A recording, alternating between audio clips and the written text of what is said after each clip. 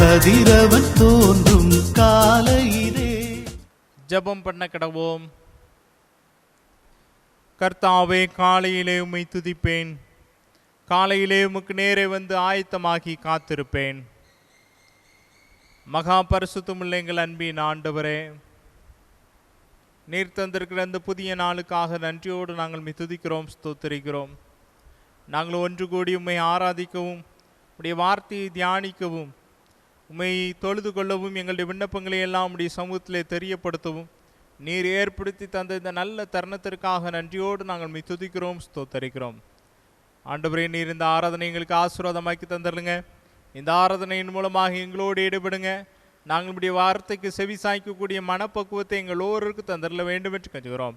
இந்த ஆராதனையிலே நீர் எங்களுக்குள்ளே எதை செயல்படுத்த வேண்டும் என்று சொல்லி விரும்புகிறீரோ அதை இந்த ஆராதனையின் மூலமாக எங்களுக்கு கற்றுத் தந்துடுங்க. இந்த ஆராதனையின் தொடக்கம் முதல் நிறைவு மட்டும் தூய ஆவியானவர் எங்கள் ஒவ்வொருவரையும் ஆண்டு வல்லடிச்சலுங்க. எங்களோடு இடைவிடுங்க. எங்கள் ஆண்டவர் இயேசு கிறிஸ்துவின் மூலமாய் வேண்டிக் கொள்கிறோம் அன்பின் பிதாவே, ஆமென். ஆராதனைக்கு ஆரம்பமாக நாம் யாவரும் இணைந்து கன்வென்ஷன் கீதங்களிலே 299வது பாடலை பாடுவோம். நல்லாவி ஊற்றும் தேவா. கன்வென்ஷன் கீதங்களிலே 299வது பாடல்.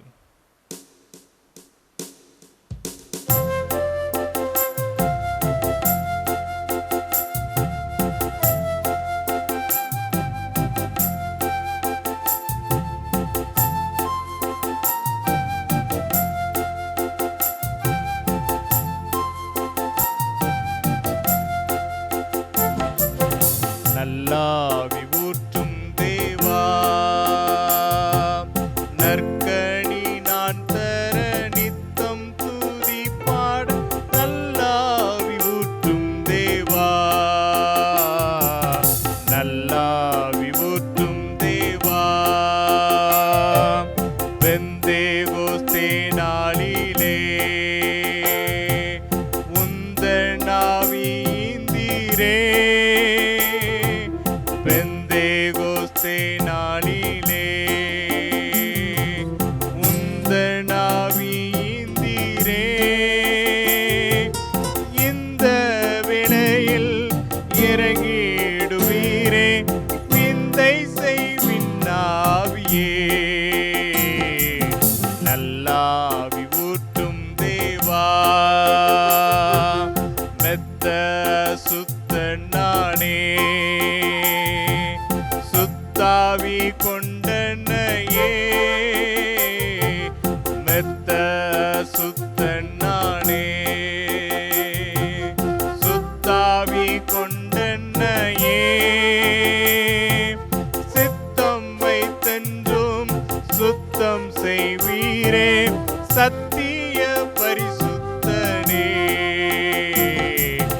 நல்லாவி ஊற்றும் தேவா, ஆவியின் கனி 9 மேவி நான் தந்திடவும். ஆவியின் கனி 9 மேவி நான் தந்திடவும். ஜீவியமெல்லாம் பூமி மீதிலே சுவிசேஷ பணியாற்றவும். நல்லாவி ஊற்றும் தேவா, பாவம் செய்யாதிருக்க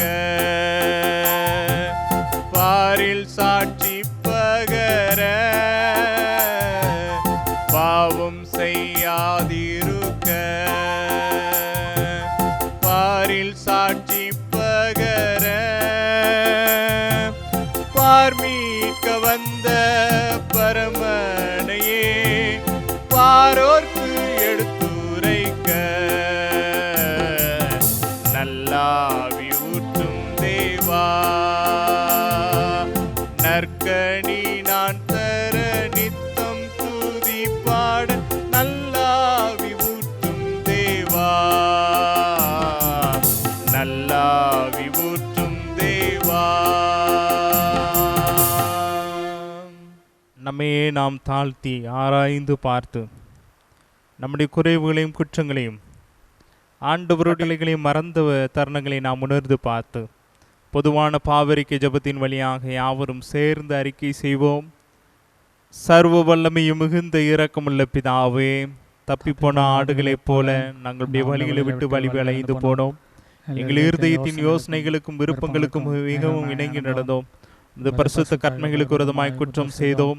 சேத்தக்களை செய்யாமல் சேத்தாதவைகளே செய்து வந்தோம். எங்களுக்கு சுகமே இல்லை. ஆனாலும் ஆண்டவரே, தேவரின் கர்த்தராகிய இயேசு கிறிஸ்துவின் மூலமாய் மனிதருக்கு அருளி செய்த வாக்குத்தத்தங்களின்படியே நிர்பாய்க்கமுள்ள குற்றவாளிகளாகி எங்களுக்கு இறங்கும். தப்புதங்களை அறிக்கையிடுகிற எங்கள் மேல் பொறுமையாயிரும். பாவத்தின் நிமித்தம் துக்கப்படுகிற எங்களை சீர்படுத்தும். மிகவும் இரக்கமுள்ள பிதாவே, உம்முடைய பரிசுத்த நாமத்துக்கு மகிமை உண்டாகும்படி நாங்கள் இதே பக்தியும் நீதியும் தெளிந்த பத்தில் நடந்து வர இயேசு கிறிஸ்துவின் நிமித்தம் எங்களுக்கு கிருபை செய்தருளும். ஆமேன்.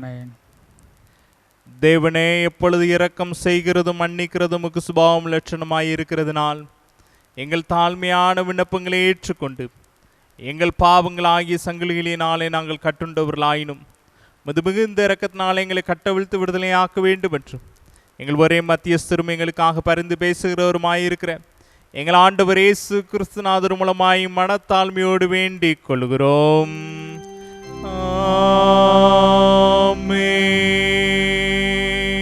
பரமண்டலங்களில் இருக்கிற எங்கள் பிதாவே, உம்முடைய நாம் பரிசுத்தப்படுவதாக, உம்முடைய ராஜ்யம் வருவதாக, உம்முடைய சித்தம் பரமண்டலத்திலே செய்யப்படுகிறது போல பூமியிலே செய்யப்படுவதாக. அன்று எங்கள் அப்பத்தை எங்களுக்கு தாரும். எங்களுக்கு விரோதமாய் குற்ற செயல்களுக்கு நாங்கள் மன்னிக்கிறது போல எங்கள் குற்றங்களை எங்களுக்கு மன்னியும்.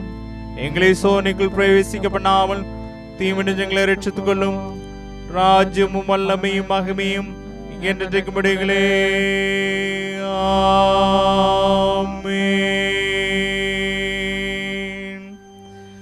ஆண்டவர் எங்கள் உதடுகளை திறந்தருளும். அப்பொழுது வாழுடைய புகழை அறிவிக்கும். தேவனே, எங்களை ரட்சிக்க விரைவாய் வாரும். ஆண்டவரே, எங்களை சாயமன தீவிரையும். பிதாவுக்கும் குமாரனுக்கும் பரிசுத்த ஆவிக்கும் மகிமை உண்டாவதாக. ஆதியிலும் இப்பொழுதும் எப்பொழுதுமான சதாகலமை உண்டாவதாக. ஆமென். கர்த்தரை துதியுங்கள். கர்த்தருடைய நாமம் துதிக்கப்படுவதாக. முறைமுறையாக வாசிக்கும்படியாக தெரிந்து கொள்ளப்பட்ட சங்கீதம் 119 சங்கீதம் 145 வசனம் முதல் 160 வசனம் வரை. 119 சங்கீதம் 145 வசனம் முதல். முழு இருதயத்தோடும் கூப்பிட்டேன், கர்த்தாவே என் ஜபத்தை கேளும், உம்முடைய பிரமாணங்களை கைக்கொள்ளுவேன். உம்மை நோக்கி கூப்பிட்டேன், என்னை ரட்சியும், அப்பொழுது நான் உம்முடைய சாட்சிகளை காத்துக்கொள்வேன். அதிகாலையில் நான் எழுந்து சத்தமிட்டேன், உம்முடைய வசனத்துக்கு காத்திருக்கிறேன். உமது வசனத்தை தியானிக்கும்படி குறித்த ஜாமலுக்கு முன்னே என் கண்கள் விழித்துக் கொள்ளும். உம்முடைய கிருபையின்படி என் சத்தத்தை கேளும். கர்த்தாவே, உம்முடைய நியாயத்தின்படி என்னை உயிர்ப்பியும். தீவினையை பின்பற்றுகிறவர்கள் சமீபிக்கிறார்கள், அவர்கள் உம்முடைய வேதத்துக்கு தூரமாயிருக்கிறார்கள். கர்த்தாவே, நீர் சமீபமாயிருக்கிறீர், உமது கற்பனைகள் எல்லாம் உண்மை. நீர் உம்முடைய சாட்சிகளை என்றென்றைக்கும் நிற்க ஸ்தாபித்தீர் என்பதை அவைகளால் நான் நெடுநாளாய் அறிந்திருக்கிறேன். என் உத்திரவத்தை பார்த்து என்னை விடுவியும், உமது வேதத்தை மறவேன். எனக்காக நீர் வழக்காடி என்னை மீட்டுக் கொள்ளும். வார்த்தையின்படி என்னை உயிர்ப்பியும். ரட்சிப்பு துன்மார்க்கருக்கு தூரமாயிருக்கிறது, அவர்கள் உமது பிரமாணங்களை தேடார்கள். கர்த்தாவே, உம்முடைய இரக்கங்கள் மிகுதியாயிருக்கிறது, நியாயங்களின்படி என்னை உயிர்ப்பியும்.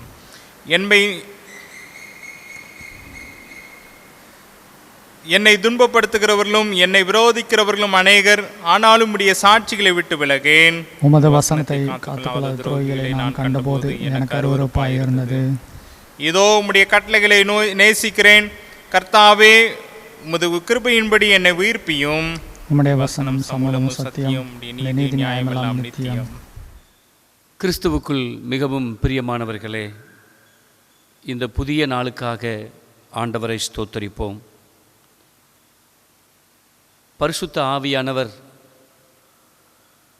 நம்மை பரிசுத்தத்திற்கு நேராக வழிநடத்துகிறவர். அவர் நம்முடைய தேற்றரவாளன். அவர் நம்முடைய ஜெபங்களிலே நமக்கு உதவி செய்கிறவர்.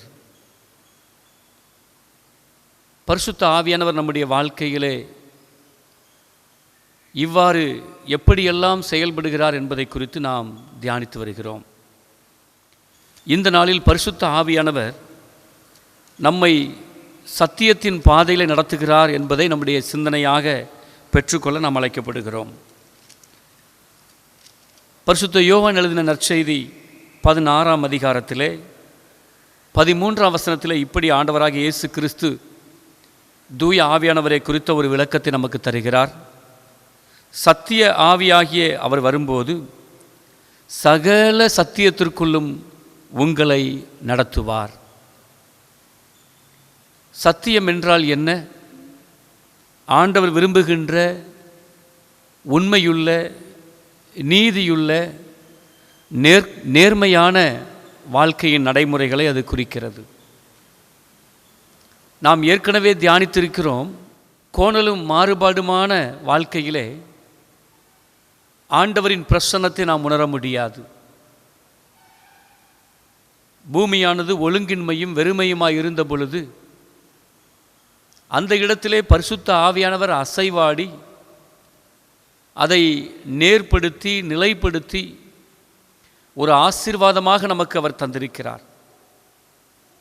அதே போலதான் பரிசுத்த ஆவியானவர் ஒரு மனிதனுடைய வாழ்க்கையிலே, ஒரு விசுவாசியுடைய வாழ்க்கையிலே இருக்கின்ற தாறுமாறுகளையும் மாறுபாடானவைகளையும் கோணலானவைகளையும் நீக்கி சத்தியத்திற்கு நேராக நம்மை நடத்துகிறார். ஆண்டவராக இயேசு கிறிஸ்து இந்த உலகத்திலே வாழ்ந்த பொழுது அவர் நீதியுள்ள நடக்கைகளை அவர் செயல்படுத்தினார். நன்மை செய்யும்படியாக அவருடைய கால்கள் தீவிரித்து நடந்தது.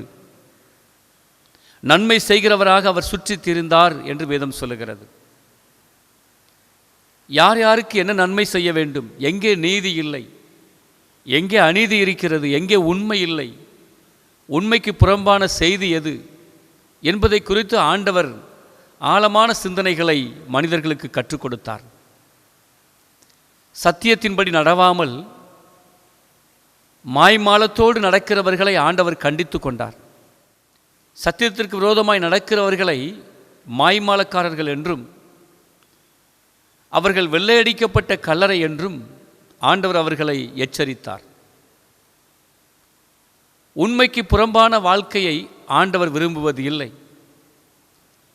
பரிசுத்த ஆவியானவர் ஒரு பொய்யான மாயை நிறைந்த வாழ்க்கை வாழ்வதை அவர் விரும்பவில்லை.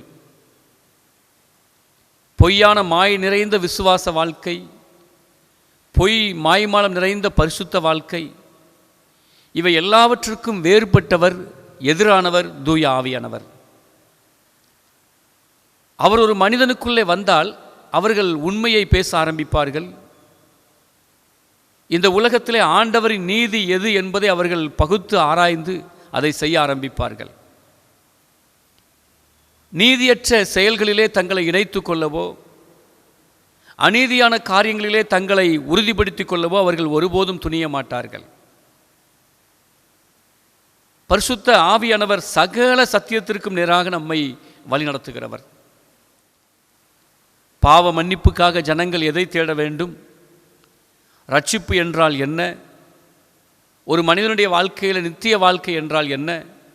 மனம் திரும்புதல் என்றால் என்ன? இப்படி எல்லாவற்றிற்கும் நேராக நடத்துவது தான் சத்தியத்தின் வாழ்க்கை. அந்த வாழ்க்கையிலே ஆண்டவர் நம்மை வழிநடத்துகிறார். வேதம் சொல்கிறது, சத்தியத்தை அறிவீர்கள், சத்தியம் உங்களை விடுதலையாக்கும். யோவான் 16ஆம் அதிகாரம் இந்த 13ஆம் வசனத்தின் அடிப்படையாகத்தான் அதே அதிகாரத்திலே பரிசுத்த ஆவியானவரை குறித்து 3 காரியங்களை ஆண்டவராகிய இயேசு கிறிஸ்து நமக்கு போதிக்கிறார். அதே அதிகாரத்திலே 8ஆம் வசனத்தில் அவர் சொல்லுகிறார், அவர் வந்து, பரிசுத்த ஆவியானவர் வந்து பாவத்தை குறித்தும் நீதியை குறித்தும் நியாயத்தை குறித்தும் கண்டித்து உணர்த்துவார் என்று சொல்லுகிறார். அதற்கான விளக்கத்தையும் ஆண்டவர் அங்கே தருகிறார். அவர்கள் என்னை விசுவாசியாதபடியால் பாவத்தை குறித்தும், இனி நீங்கள் என்னை காணாதபடிக்கு நான் என் பிதாவினிடத்திற்கு போகிறபடியினால் நீதியை குறித்தும், இந்த உலகத்தின் அதிபதி நியாயம் தீர்க்கப்பட்டதாலே நியாய தீர்ப்பை குறித்தும் கண்டித்து உணர்த்துவார் என்று ஆண்டவர் சொல்லுகிறார். பரிசுத்த ஆவியானவர் பாவம், நீதி, நியாய தீர்ப்பு இவைகளுக்கு நேராக நம்மை கண்டித்து உணர்த்துகிற ஆண்டவர் என்ற சிந்தனையை ஆண்டவர் நமக்கு கற்றுக் கொடுக்கிறார். இந்த உலகத்திலே மனிதன் பாவம் என்றால் எது என்று தெரியாமல், பாவத்தை அறியாமல், தெரியாமல், புரியாமல் செய்கிற மக்கள் ஏராளம் இருக்கிறார்கள். ஒரு காலத்தில் நம்முடைய முன்னோர்கள் இது எல்லாம் பாவம் என்று கற்றுக் கொடுத்தது இன்றைய நாட்களிலே பாவம் இல்லை என்று சொல்லப்படுகிறது. இன்றைய இளையோர்கள், இன்றைய வாலிபர்கள் எது பாவம் என்று தெரியாமலே ஜாலியாக இருப்பதற்காகவே வாழ்க்கை என்று ஓடிக்கொண்டிருக்கிறார்கள். இந்த நவீன யுகத்திலே இன்றைக்கு இருக்கிற மீடியா, இந்த கம்யூனிகேஷன், இது எல்லாம் நம்முடைய இளைய தலைமுறைகளுக்கு நீதியுள்ள நடக்கைகளை கற்றுக் கொடுக்காமல், அநீதியான காரியங்கள் எல்லாம் அது நீதியுள்ளவைகள் போல கற்றுக் கொடுத்து கொண்டிருக்கிறது. ஒரு சாதாரண விளம்பரத்தை எடுத்துக்கொண்டாலும் அந்த விளம்பரத்தை நீங்கள் பாருங்கள், எத்தனையோ விதமான தவறுகள், எத்தனையோ விதமான தீமைகள் அங்கே ஒளிந்திருக்கிறது. அந்த விளம்பரங்களில் கூட நம்முடைய இளைய தலைமுறைகளுக்கு ஏதோ ஒரு தவறை நல்லது என்று இந்த உலகம் சுட்டி காட்டுகிறது. ஏதோ ஒரு பாவத்தை பாவம் இல்லை என்பது போல, சகஜமாக இந்த உலகத்திலே வாழலாம் என்பது போல சுட்டி காட்டுகிறது. ஒவ்வொரு விளம்பரங்களை நாம் அதை உற்று நோக்கினோம் என்றால் அதில் இருக்கிற அந்த மாய்மாலத்தன்மை, பொய்யான தன்மையை ஒவ்வொரு ஜனங்களும் உணர்ந்து கொள்ள முடியும். அதற்கு ஒரு சிறு எடுத்துக்காட்டாக ஒரு துணி சலவை செய்யும் ஒரு சோப்பை விற்பதற்காக எடுக்கிற விளம்பரத்தை நாம் பார்த்திருப்போம். ஒரு சிறு பையன் ஸ்கூலுக்கு போய் அவன் திரும்பி வருகிறான். வரும்பொழுது அங்கே மழை பெய்து தண்ணீர் தேங்கிய குட்டையாக இருக்கிறது. அதிலே எல்லா சிறுவர்களும் விளையாடுகிறார்கள், இவனும் விளையாடுகிறான். அவனுடைய வெள்ளை ஆடையெல்லாம் கரைபடிந்து விடுகிறது. இப்பொழுது இந்த சிறு பையன் வீட்டிற்கு போகிறான். அவனுக்குள்ள ஒரு பயம், இந்த கரைபடிந்த ஆடையோடு வீட்டிற்குள்ளே போனால் தன்னுடைய தாயார் தனக்கு அடி கொடுப்பார்களே என்று அச்சப்படுகிறான். அதே போல் அவன் வீட்டுக்குள்ளே போகும் பொழுது அவனுடைய தாயும் அதை மிகுந்த கோபத்தோடு எதிர்கொள்ளுகிறான். இந்த சிறு பையனோ தன்னுடைய நகத்தை கடித்து கொண்டு பயந்து பயந்து நிற்பது போல நிற்பான். அந்த தாய் கோபத்தோடு அவனை பார்ப்பாள். அப்படிப்பட்ட வேளையில் பார்த்திங்கன்னா அவர்கள் இருவருக்கும் நடுவே ஒரு சோப்பு விளம்பரமாக வரும். அந்த விளம்பரம் வந்த உடனே இவனுடைய சட்டையெல்லாம் என்னது வெண்மையாக மாறிடும். அதோடு அந்த விளம்பரம் நிற்பது கிடையாது. கரை நல்லது என்று சொல்லி கொடுக்கும். கரை நல்லது என்ற ஒரு வார்த்தையும் அங்கே வரும். இந்த விளம்பரம் சில ஆண்டுகளுக்கு முன்பதாக மிகவும் பிரபலமாக இருந்தது. கரை நல்லதா கெட்டதா என்று இன்றைய பெற்றோரிடத்தில் கேட்டால் அவர்கள் சொல்லுவார்கள், சிறு பிள்ளையாக இருக்கும் பொழுது ஒரு சின்ன கரை ஆடையில் விழுந்து விட்டால் பெற்றோர்கள் அதற்கு எப்படியெல்லாம் தண்டனை கொடுத்தார்கள், எப்படியெல்லாம் அவர்கள் கண்டித்தார்கள் என்பது தெரியும். ஆனால் இன்றைய உலகம் பாருங்கள், தங்களுடைய ஒரு பொருளை விற்பதற்காக ஒரு சமூகத்திலே இருக்கிற ஒரு தீமையான குணாதிசயத்தை, கரை நல்லது, அந்த கரை நல்லது என்பதோடு இளைய சமுதாயம் விட்டுவிடாது. தப்பு நல்லது, பாவம் நல்லது, தவறு செய்வது நல்லது என்ற ஒரு மன கருத்தை தன்னுடைய உள்ளத்துக்குள்ளே உள்வாங்கிக் கொள்ளுகின்ற ஒரு அவல நிலை அதனால் ஏற்படுகிறது. இதை நான் ஒரு எடுத்துக்காட்டாக சொல்லியிருக்கிறேன். ஆனால் எண்ணற்ற விளம்பரங்களை நீங்கள் பார்த்தீர்கள் என்றால் தங்கள் பொருட்களை விற்பதற்காக சில நிமிட துளிகளிலே எவ்வளவு பொய்களை அதில் கொண்டு வர முடியுமோ, எவ்வளவு யதார்த்தத்திற்கு மிகுந்த காரியங்களை கொண்டு வர முடியுமோ அதையெல்லாம் இன்றைக்கு கொண்டு வந்து, அது மாத்திரமல்ல, ஒரு பக்கம் இன்றைக்கு சினிமாக்கள், இன்றைக்கு திரைப்படங்கள் மக்களுக்குள்ளே இளம் வாலிபர்களுக்குள்ளே, சிறு பிள்ளைகளுக்குள்ளே எண்ணற்ற மிகைப்படுத்தப்பட்ட காரியங்களை, கனவு உலகத்தை அவர்களுக்குள்ளே கொண்டு வந்து இந்த உலகத்தில் எது யதார்த்தம், எது சத்தியம், எது உண்மை என்பதை பிரித்து பார்க்க முடியாத நிலைக்கு சிறுவர்கள் தள்ளப்பட்டு விடுகிறார்கள். மேலோங்கி நிற்கிற தீமையையே அவர்கள் பிடித்து கொள்ளுகிறார்கள். நல்லது எது, தீயது எது என்ற இனம் காண முடியாதவர்களாய் அவர்கள் வாழ்ந்து கொண்டிருக்கிறார்கள். ஆனால் பரிசுத்த ஆவியானவர் இந்த நாட்களில் நமக்கும் நம்முடைய சந்ததிக்கும் நம்முடைய குடும்பத்திற்கும் அவர் தேவை. ஏன் என்றால் பாவத்தை குறித்தும் நீதியை குறித்தும் நியாயத்தை குறித்தும் அவர் நமக்கு கண்டித்து உணர்த்த வேண்டும். அவர் நமக்கு கண்டித்து உணர்த்தவில்லை என்றால் இந்த உலகத்திலே ஒரு நீதியான வாழ்க்கை நம்மால் வாழ இயலாது.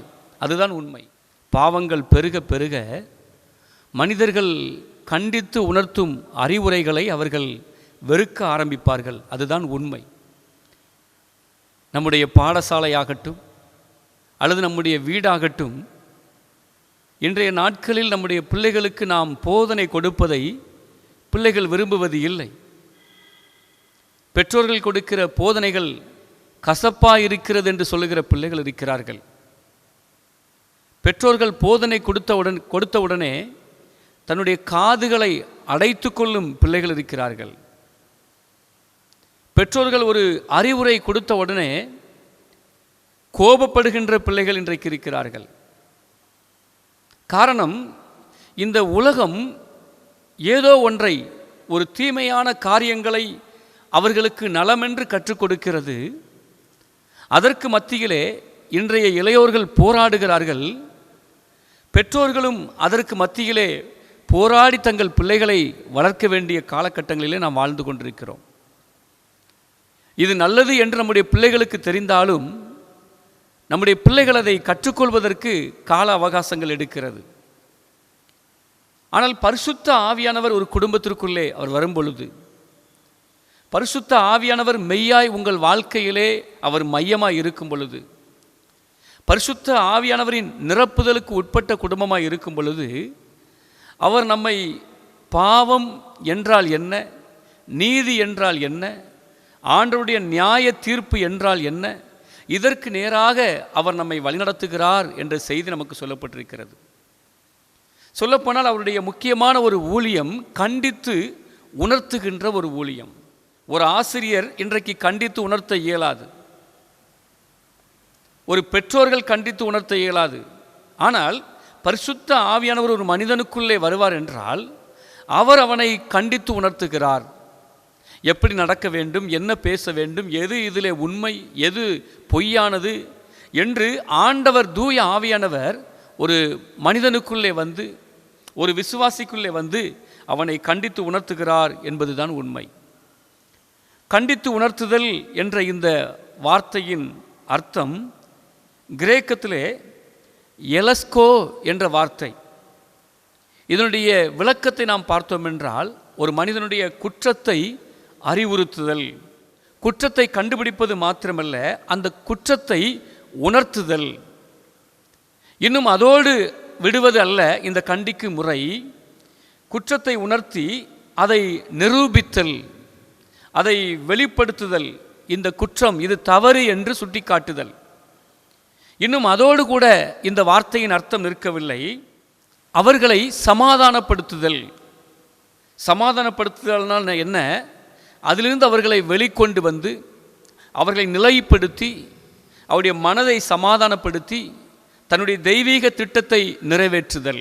கண்டித்து உணர்த்துதல் என்றால் ஒரு நிலையில் மாத்திரம் பரிசுத்த ஆவியானவர் செயல்படவில்லை. இந்த கண்டித்து உணர்த்துதல் என்று சொல்லப்பட்ட இந்த கிரேக்க பதத்திற்கு சொல்லப்பட்டிருக்கிற வார்த்தையின்படி அவர் குற்றத்தை கண்டுபிடிக்கிறார், கண்டுபிடித்து அதை குறித்த உணர்வை அவர்களுக்கு கொடுக்கிறார், இது குற்றம் என்று நிரூபிக்கிறார். அது மாத்திரமல்ல, அந்த குற்றத்திலிருந்து அவர்களை வெளியே கொண்டு வந்து அவர்களை அந்த குற்றம் என்று அதை நம்பச் செய்து அவர்களை சமாதானப்படுத்தி நல்வழிக்கு நேராக நடத்துகிறார் என்ற அர்த்தங்கள் அங்கே சொல்லப்படுகிறது. அப்படியானால் தூய ஆவியானவர் ஆண்டவருடைய இந்த நிலையிலே நம்மை நடத்துகிறார். இயேசு கிறிஸ்து எப்படி இந்த உலகத்திலே வாழ்ந்த பொழுது தன்னுடைய சமூகத்திற்கு பாவம் என்றால் எது என்று தைரியமாக சுட்டி காட்டினார். நீதியான வாழ்க்கை எது என்று கற்றுக் கொடுத்தார். அதை தான் பரிசுத்த ஆவியானவர் ஒரு தொடர் அனுபவமாக நம்முடைய வாழ்க்கையிலே அவர் செய்து கொண்டிருக்கிறார் என்பதை குறித்து ஆண்டவர் இங்கே சொல்லுகிறார். பொதுவாக பாவம், நீதி, நியாய தீர்ப்பு இந்த மூன்றுமே ஆண்டவராகிய இயேசு கிறிஸ்துவோடு சம்பந்தப்பட்ட வார்த்தை. இந்த உலகத்திலே பாவிகளை ரட்சிப்பதற்காகவே கிறிஸ்து இயேசு உலகத்திலே வந்தார். ஆண்டவர் இங்கே சொல்லுகிறார், பாவம் என்றால் என்ன, அதற்கான விளக்கத்தையும் கொடுக்கிறார். அவர்கள் என்னை நம்பவில்லை, எனவே என்னை நம்பாத அந்த காரியம் அது பாவமாக இருக்கிறது என்ற செய்தியை சொல்லுகிறார். ஆண்டவரை நம்பவில்லை என்பது, அவரை விசுவாசிக்கவில்லை என்பது ஒரு பாவத்தின் ஆரம்பமாக இருக்கிறது, பாவத்தின் நிலைப்பாடாக இருக்கிறது என்பதை கற்றுக் கொடுக்கிறார். எந்த ஒரு மனிதன் ஆண்டவர்தான் இரட்சகர் என்று விசுவாசிக்கவில்லையோ அந்த விசுவாசிக்காத மனிதனுக்குள்ளே பாவம் குடிகொண்டிருக்கிறது. பாவத்தினால் ஆட்கொள்ளப்படுகிறான். பாவத்திலிருந்து மீட்கின்ற இரட்சகர் இயேசு கிறிஸ்து தான் என்ற நம்பிக்கை எந்த மனிதனுக்குள்ளே குறைந்து போகிறதோ அவர்கள் ஒருபோதும் பாவத்திலிருந்து விடுபடுவதற்கு நினைக்க மாட்டார்கள். பாவத்திலிருந்து ஒரு மனிதன் விடுபட மனமில்லாதிருப்பது எதை குறிக்கிறது என்றால், இயேசு கிறிஸ்து மெய்யான இரட்சகர், அவர் என் பாவத்திற்காக இந்த உலகத்திலே வந்து சிலுவை மரணத்தை ஏற்றார், அவர் எனக்காக உயிர்த்தெழுந்தார் என்ற அந்த அடிப்படை கோட்பாடுகள், அடிப்படை சத்தியத்தையே நாம் மறுதலிக்கிறவர்களாக இருக்கிறோம். ஆண்டவராகிய இயேசு கிறிஸ்துவை நாம் நிராகரிப்பது என்பது, அவரை நம்புகிற நம்பிக்கைகளை குறைந்திருப்பது என்பது அது பாவமுள்ள ஒரு வாழ்க்கையை குறிக்கிறது. காரணம், ஆண்டவரை விசுவாசிக்காத ஒரு மனிதன் பாவத்திலிருந்து விடுபடவே முடியாது. அதே போலதான் நீதியான வாழ்க்கை. ஆண்டவர் இந்த உலகத்திலே ஒரு மனிதன் எப்படி நீதியாக வாழ வேண்டும் என்பதற்கு நியதியை ஏற்படுத்தி கொடுத்தார். இதுதான் சத்தியம் என்று அவர் அடித்து கூறினார். எனவே இந்த நீதியான வாழ்க்கை என்பது ஒரு கிறிஸ்தவருடைய வாழ்க்கையில் பாவம் என்பது ஒரு கடந்த காலத்தின் அனுபவமாக இருக்கும் என்றால், நீதியான வாழ்க்கை என்பது ஒரு நிகழ்கால அனுபவத்தை குறிக்கிறது. பாவத்திலிருந்து மீண்ட ஒரு மனிதன் எப்படி வாழ வேண்டும், அதுதான் நீதியான வாழ்க்கை.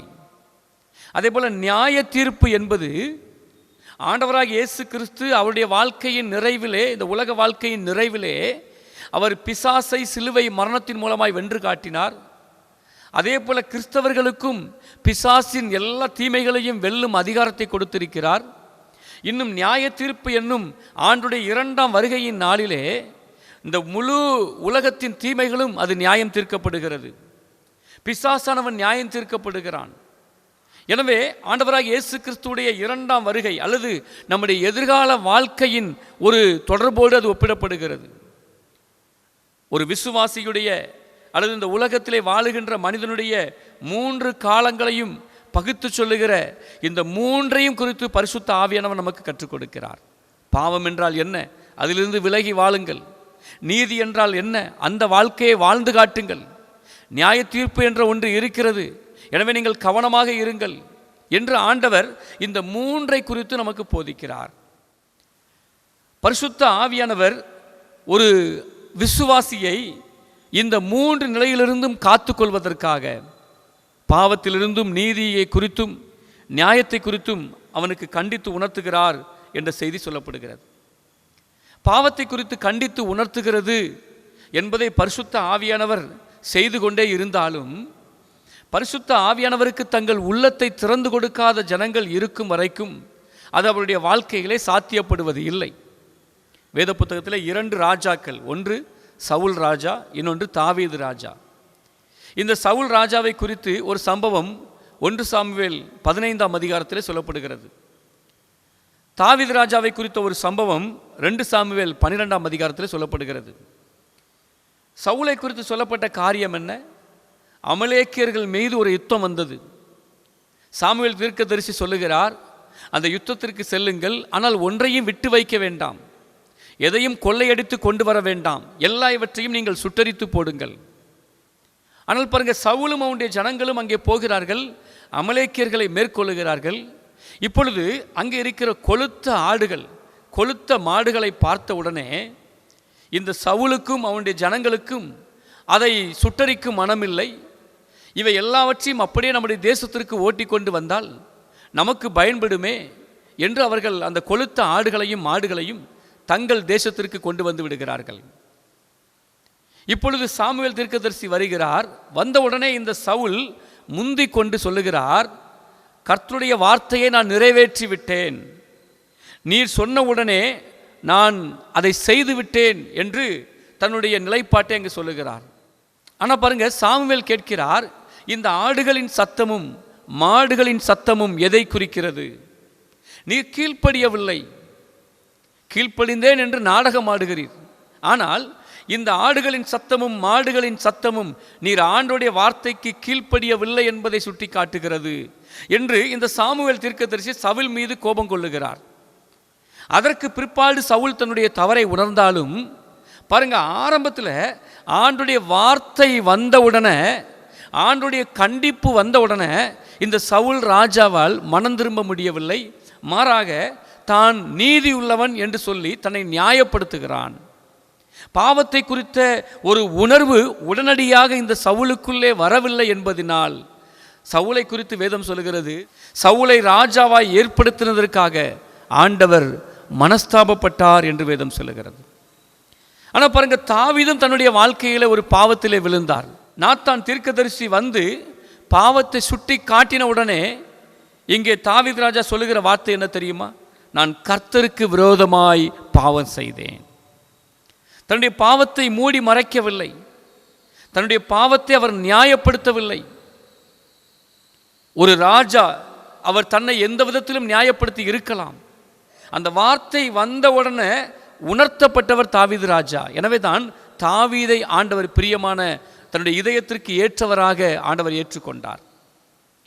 பிரியமானவர்களே, இன்றைய நாட்களில் ஆண்டோடைய வார்த்தை வரும் பொழுது நம்முடைய பாவங்களுக்காக மனம் வருந்தி ஒரு நீதியுள்ள வாழ்க்கை நான் வாழ வேண்டும், ஆண்டுடைய நியாய தீர்ப்பு என்ற ஒன்று இருக்கிறது என்ற ஒரு உணர்வு நமக்குள்ளே வருகிறதல்லவா, அதுதான் பரிசுத்த ஆவியானவரின் கிரியை.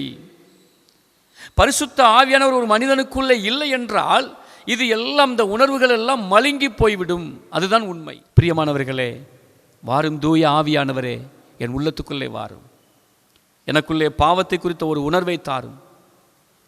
என்னுடைய பாவங்களை எல்லாம் மன்னித்து விட்டீர், உம்மை நம்புகிறேன் என்று சொல்லுகிறேன். ஆனால் பாவத்திலிருந்து இன்னும் விடுபட மனதில்லை என்றால் என்ன அர்த்தம்? நாங்கள் உம்மை விசுவாசிக்கவில்லை, அதான் அர்த்தம். உம்மை நம்பவில்லை, உம்மை ஏற்றுக்கொள்ளவில்லை. எனக்கு பாவத்தை குறித்த ஒரு உணர்வை தாரும். இந்த நடைமுறை வாழ்க்கையில் நீதியாக நான் வாழணும் ஆண்டவரே. அநீதி எது என்பது எனக்கு சுட்டிக்காட்டப்பட வேண்டும்.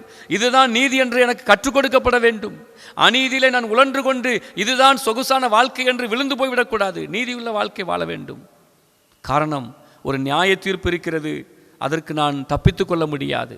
உம்முடைய நியாய தீர்ப்பின் நாளிலே எல்லாவற்றை குறித்து நான் கணக்கு கொடுக்க வேண்டும் என்பதை உணர்ந்து பரிசுத்த ஆவியானவர், அவர் சத்தியத்தின் பாதையிலே நம்மை நடத்துகிறவர், இந்த வாழ்க்கையை ஏற்றுக்கொள்ள நம்மை ஒப்பு கொடுப்போம். இருக்கிற இடத்திலே தலைகளை தாழ்த்தி இந்த நாளில் தூய ஆவியானவரை நம்முடைய குடும்பத்திற்குள்ளே, நம்முடைய உள்ளத்திற்குள்ளே வாஞ்சிப்போம். நம்முடைய வாழ்க்கையை நம்ம ஒப்பு கொடுப்போம். ஆண்டவரே, எனக்கு உணர்வை தாரும் ஐயா, உணர்வுள்ள வாழ்க்கையை தாரும் ஆண்டவரே, எனக்கும் என் குடும்பத்திற்கும் தாரும், எங்கள் பிள்ளைகளுக்கு தாரும், எங்கள் சந்ததிகளுக்கு தாரும் ஆண்டவரே. இன்றைய சந்ததிகள், இன்றைய இளையோர்கள், நம்முடைய தேசத்திலே ஏராளமான இளையோர்கள் இருக்கிறார்களே, எது பாவம் என்று தெரியாமல் பாவத்திலே விழுந்து கிடக்கிறார்களே, நீதியான வாழ்க்கை என்றால் எது என்று தெரியாமல் அநீதியோடு இணைந்திருக்கிறார்களே. ஆண்டவரே, நீர் கண்டித்து உணர்த்துகிற தூய ஆவியானவர், நீர் கண்டித்து உணர்த்தும் அப்பா. கேட்போமா? இந்த உலகத்தில் யாரும் கண்டித்து உணர்த்துவதை யார் விரும்பவில்லை. ஒரு ஊழியக்காரன் கண்டித்து உணர்த்தினால் அந்த ஊழியக்காரன் எல்லா ஜனங்களுக்கும் அவர் பிடிக்காதவராய் மாறிவிடுகிறார். ஒரு பாவம் என்று, இது பாவம், இந்த பாவத்திலிருந்து மக்கள் வெளியே வர வேண்டும் என்று கண்டித்து உணர்த்துதலை இன்றைய ஜனங்கள் விரும்புவது. ஏதாவது எனக்கு ஆசீர்வாதமான வார்த்தை சொல்லுவார் அந்த ஊழியக்காரர், அதுதான் எங்களுக்கு பிடிக்கும். கண்டித்து உணர்த்துகிற வார்த்தைகளை உலகம் விரும்பவில்லை, இன்றைய மாணவர்கள் விரும்பவில்லை, இளையோர்கள் விரும்பவில்லை. ஒரு ஆசிரியர் கண்டித்தால் இன்றைய இளையோர்கள் அதை விரும்பவில்லை, பெற்றோர்கள் கண்டிப்பதை விரும்பவில்லை, பெரியோர்கள் கண்டிப்பதை விரும்பவில்லை. ஆனால் பரிசுத்த ஆவியானவர் கண்டித்து உணர்த்துகிற ஆண்டவர். அவர் கண்டித்து அப்படியே விடுவதில்லை, கண்டித்து உணர்த்தி அந்த குற்றத்தை நிரூபித்து அதை வெளிக்கொண்டு வந்து அதிலிருந்து அதை நாம் நம்பச் செய்து நம்மை சமாதானப்படுத்துகிற ஆவியானவர், நம்மை சரிப்படுத்துகிற ஆவியானவர் அவர். ஆண்டவரே, எங்களுக்கு உதவி செய்யும் என்று கேட்போம். எங்களுக்கு உதவி செய்யும் என்று கேட்போம். எங்கள் வாழ்க்கையை மாற்றும் என்று கேட்போம். தூய ஆவியானவர் நிச்சயமாக உங்கள் வாழ்க்கை, உங்கள் குடும்பத்தின் வாழ்க்கை, உங்கள் பிள்ளைகளின் வாழ்க்கையை மாற்றுவார். தாறுமாறான கோணலான வாழ்க்கையை மாற்றுவார். அநீதியான வாழ்க்கையை மாற்றுவார். இந்த அநீதி நிறைந்த உலகத்தில், பாவம் நிறைந்த உலகத்தில் ஆண்டவருக்காக நீதி உள்ளவர்களாய் வாழ்வதற்கு, உண்மை உள்ளவர்களாய், சத்தியம் உள்ளவர்களாய் வாழ்வதற்கு, சகல சத்தியத்திற்கும் நேராக அவர் நம்மை வழிநடத்துவார். ஆண்டவரின் அருள் கரத்திலே நம்மை முழுவதுமாக ஒப்புக் கொடுப்போம். பிரியமானவர்களே, உலர்ந்த எலும்புக்கும் உயிர் தந்தீரே, எங்கள் வாழ்வில் அசைவாடுமே. உலர்ந்த எலும்புக்கும் உயிர் தந்தீரே, எங்கள் வாழ்வில் அசைவாடுமே. எங்கள் வாழ்வில் அசைவாடுமே. எங்கள் வாழ்வில் அசைவாடுமே. அசைவாடும் தெய்வமே, ஒழுங்கின்மையும் வெறுமையுமாயிருந்த இந்த பூமியின் மீது அசைவாடி அசைவாடி ஒழுங்குபடுத்தின எங்கள் அன்பின் ஆண்டவரே, இந்த உலக வாழ்க்கை மகா கொடியது என்பதை நாங்கள் அறிகிறோம் ஆண்டவரே. அநீதிகளும் தீமைகளும் பெருத்து போன நிலையிலே நாங்கள் வாழ்கிறோம் என்பதை அறிந்திருக்கிறோம் ஆண்டவரே. ஆனால் அதற்கு மத்தியிலே எங்களுக்கு ஒரு மாபெரும் நம்பிக்கை இருக்கிறது. சத்தியத்தின் ஆவியானவர் எங்களோடு கூட இருக்கிறீர். இந்த உலகம் பாவம் இல்லை என்று போதித்துக் கொண்டிருக்கலாம். இந்த உலகம் நீதியான நடக்கைகளை மாற்றி அநீதிகளை சரி என்று சொல்லிக் கொண்டிருக்கலாம்.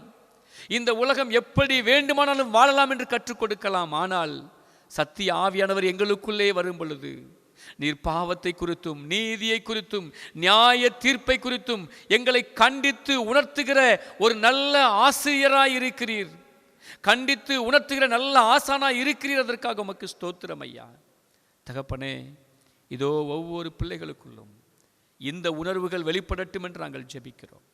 உம்மை அறியாதிருக்கிற ஜனங்கள் ஆண்டவரே, பாவத்திலிருந்து ரட்சிக்கப்படுவதற்கு என்ன செய்ய வேண்டும் என்று விடை தெரியாமல் ஓடுகிற எத்தனையோ ஜனங்கள் உண்டு ஆண்டவரே. தகப்பனே, எங்கள் ஆண்டவராகிய இயேசு கிறிஸ்துவே மெய்யான இரட்சகர், அவருடைய சிலுவை மரணம், சிலுவையிலே சிந்திய ரத்தம், அவருடைய உயிர்த்தெழுதல், இது மாத்திரமே எங்கள் பாவத்திலிருந்து எங்களை விடுதலையாக்கி ஒரு நீதியுள்ள வாழ்க்கை வாழ எங்களை அழைக்கிறது என்ற உண்மையை ஜனங்கள் கண்டுகொள்ளட்டும் ஆண்டவரே. உணர்வற்று மழுங்கி போன இதயத்திலே ஆண்டவரே, பரிசுத்த ஆவியானவர் வான்மழையாய் நிரப்ப வேண்டும் என்று நாங்கள் ஜெபிக்கிறோம் ஐயா. ஒரு தரிசாய் கிடைக்கிற நிலம், எந்த பயிரும் விளையாத ஒரு நிலத்தில் வான் மழை பொழிந்து அது எப்படி ஒரு பயிர் நிலமாக மாறுகிறதோ, எப்படி ஒரு செழிப்புள்ள நிலமாக மாறுகிறதோ, அதே போல ஆண்டவரே, உணர்வற்று போன உள்ளத்துக்குள்ளே, சத்ருவினால் பிடிக்கப்பட்டிருக்கிற உள்ளத்துக்குள்ளே பரிசுத்த ஆவியானவர் ஒரு வான் மழையை போல பொழிந்தருள வேண்டும் என்று நாங்கள் ஜெபிக்கிறோம் ஆண்டவரே.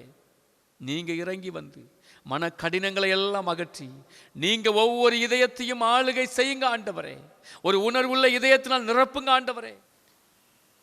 பாவத்திற்கு எதிரான சிந்தனைகளே உம்முடைய பிள்ளைகளை வழிநடத்தி பாவத்திற்கு விரோதமாய் செயல்படுகிறதிலே உறுதியாய் நிற்கும் உணர்வை அவர்களுக்கு நீ தர வேண்டும் என்று நாங்கள் ஜெபிக்கிறோம். எங்களை தாழ்த்தி ஒப்புக் கொடுக்கிறோம் ஆண்டவரே. எங்களுடைய இந்திய தேசத்திற்காக ஜெபிக்கிறோம். இந்திய தேசத்தின் எண்ணற்ற இளையோர்களை உம்முடைய கரத்திலே கொடுக்கிறோம் ஆண்டவரே. உலகிலேயே அதிகமான இளையோர்களை கொண்ட தேசமாக எங்கள் தேசம் இருக்கிறதே. அநேக இளையோர்கள் அநேக தீமையிலே தங்களை இன்றைக்கு அர்ப்பணித்திருக்கிறார்களே. தங்கள் கரங்களிலே இருக்கிற செல்போன் மூலமாக எத்தனையோ தீமையிலே விழுந்து கிடக்கிற இளையோர் கூட்டங்கள் உண்டு சுவாமி. அந்த நவீன கருவிகளை எப்படி உபயோகப்படுத்த வேண்டும் என்று தெரியாமல் ஆண்டவரே, வீணான தீமைகளிலே விழுந்து போய் தங்கள் உணர்வுகள் மழுங்கி போயிருக்கிற இளையோர்கள் உண்டு ஆண்டவரே. இன்னொரு பக்கத்தில் போதை பழக்கம் என்னும் மகா தீங்கிலே விழுந்து கிடக்கிற இளையோர்கள் உண்டு ஆண்டவரே. போதை பழக்கத்திலே பலவிதமான போதைகளிலே விழுந்து தங்கள் உணர்வுகளை மழுங்க விட்டு பாவத்தை விட்டு வெளியே வர முடியாத இளையோர்கள் நிறைய இருக்கிறார்களே ஆண்டவரே. எங்கள் தேசத்தின் மீது மனதிறங்கும் ஐயா, மனதிறங்கும் ஆண்டவரே.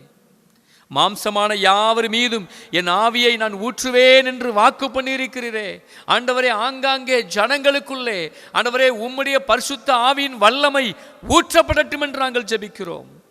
அந்த பரிசுத்த ஆவியின் வல்லமை எல்லா உணர்வுகளில் இருக்கிற மழுக்கத்தையும் நீக்கி அவர்களை தெளிவடைய செய்யும், உணர்வடைய செய்யும் என்று நாங்கள் அறிந்திருக்கிறோமே ஆண்டவரே.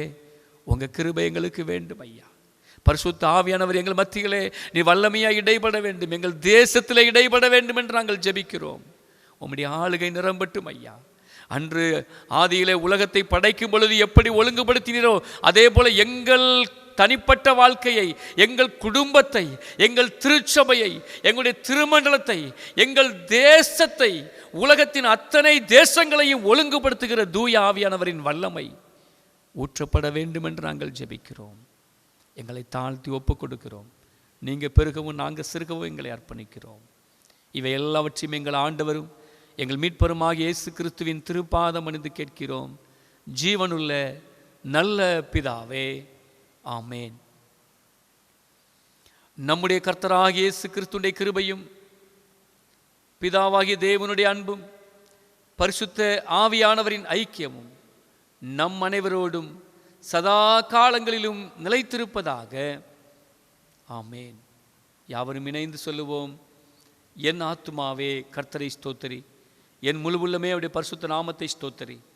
என் ஆத்துமாவே கர்த்தரை ஸ்தோத்திரி, அவர் செய்த சகல உபகாரங்களையும் மறவாதே.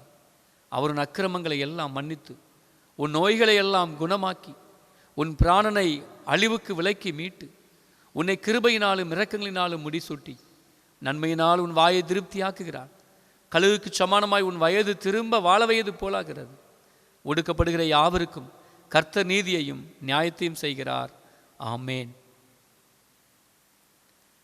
கர்த்தர் உங்களோடு இருப்பாராக. தேவ கிருபையும் தேவ சமாதானமும் உங்களோடும் உங்கள் குடும்பத்தினர் அனைவரோடும் இருப்பதாக. விரைவிலேயே நாம் ஆலயத்தில் வந்து கிறிஸ்துவின் நாமத்தை தொழுது கொள்ள ஆண்டவர் தாமே நம் அனைவருக்கும் அருள் புரிவாராக. நாமத்தினாலே ஆமென்.